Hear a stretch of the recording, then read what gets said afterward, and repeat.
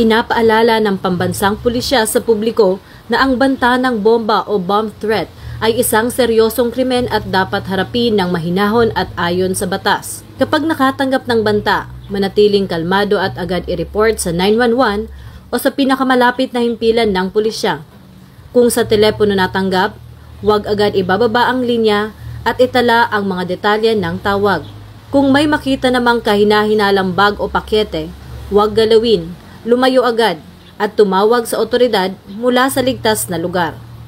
Sa oras ng paglikas, sundin ang utos ng mga opisyal, gumamit ng hagdanan at huwag bumalik hanggat walang all clear.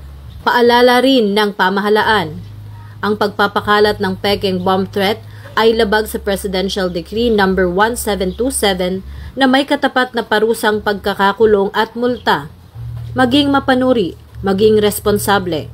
Para sa anumang emergency, tumawag sa 911.